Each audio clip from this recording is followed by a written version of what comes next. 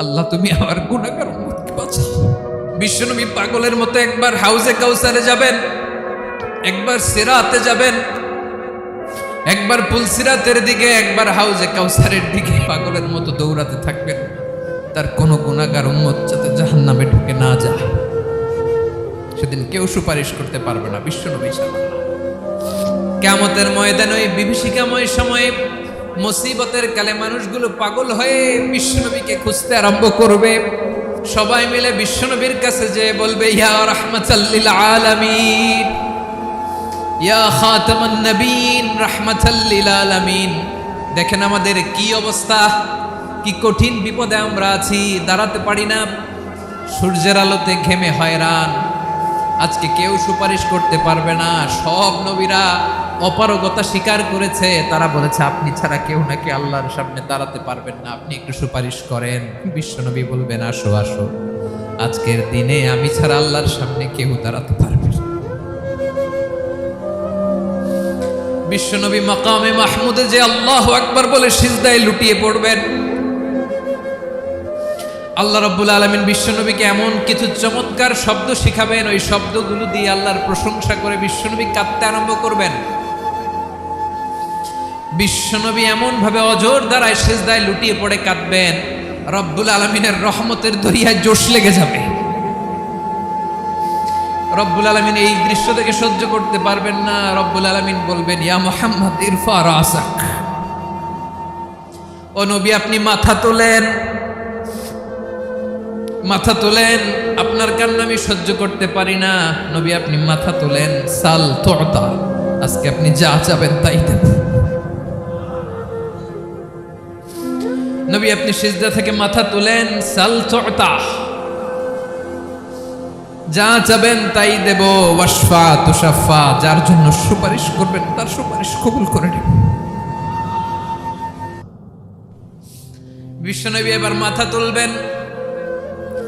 যে বিভীষিকাময় সময়ে প্রত্যেক নবী বলেছেন আমি পারবো না, প্রত্যেক নবী বলেছেন নফসি নফসি, আমার কি হবে আমি জানি না, আল্লাহ আমারে বাঁচাও। প্রতিটি নবী বলবে নফসি নফসি, আল্লাহ তুমি আমারে বাঁচাও, আমারে বাঁচাও। বিশ্বনবী মাথা তুলবেন, তুলে বলবেন রব্বি হাবলি উম্মতি, আল্লাহ তুমি আমার গুনাহগার উম্মতকে বাঁচাও।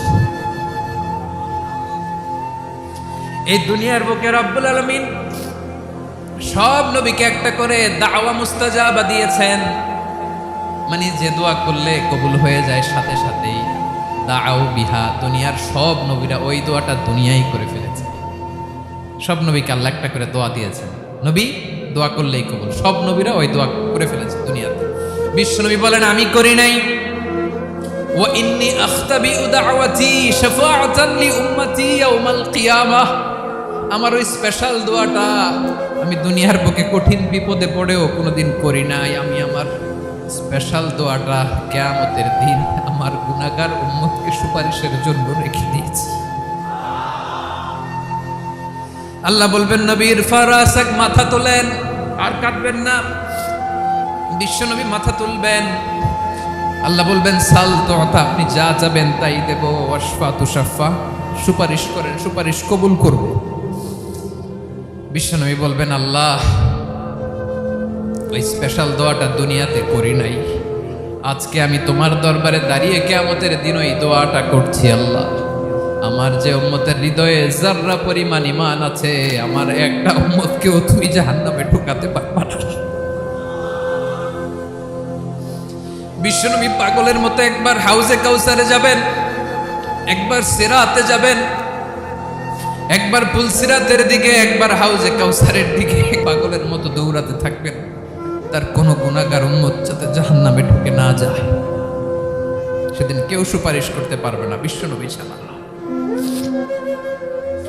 এজন্য 5 নম্বর আল্লাহ বললেন মান যাল্লাযী ইয়াশফাউ ইনদাহু ইল্লা বিইযনিহি, কার সাহস আছে, কার এত বড় বুকের পাটা কিয়ামতের কঠিন দিন আল্লাহর সামনে দাঁড়িয়ে সুপারিশ করবে?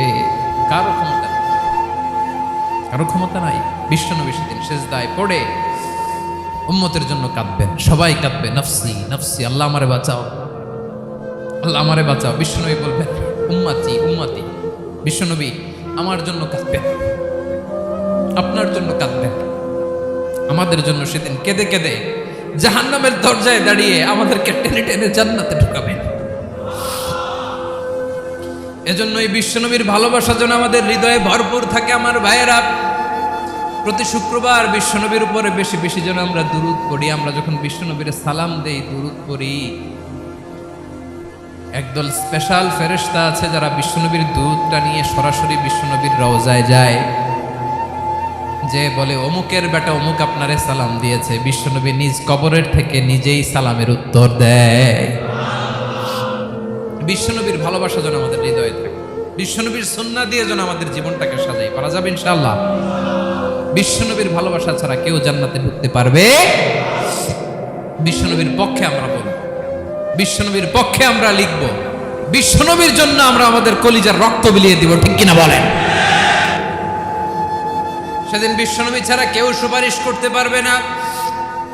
5 নম্বর আল্লাহ বললেন, মান যাল্লাযী ইয়াশফাউ ইনদাহু ইল্লা বিইذনি, কে আছে সুপারিশ করবে আল্লাহর সামনে? আর আপনি আপনার বাবার দরবারে যে সেজদা দেন, হ্যাঁ, ইব্রাহিম আলাইহিস সালাম থারথার করে কাঁপবে আর বলবে নাফসি নাফসি, আল্লাহ আমারে বাঁচাও। মুসা আলাইহিস সালাম থারথার করে কাঁপবে, আল্লাহ নাফসি নাফসি, আমারে বাঁচাও। আর আপনি পীরের দরবারে যে সেজদা দেন, কোথায় আছেন আপনি? খবরদার, কেউ বাঁচাতে পারবে না। যাকে ইল্লা আল্লাহ যাকে অনুমতি দেন, বিশ্বনবীকে দিবেন, নবীদেরকে দিবেন, এরপরে আল্লাহ তার স্পেশাল ওয়ালিদেরকে, মুত্তাকিনদেরকে, শহীদদেরকে, সিলেক্টেড বান্দাদেরকে দিবেন। কিন্তু কাকে দিবেন, কার জন্য দিবেন, দুনিয়ার কেউ জানে না একজন ছাড়া, তিনি কে? আল্লাহর ওয়ালিদেরকে, নেককার লোকদেরকে আল্লাহ সুপারিশের অনুমতি দিবেন।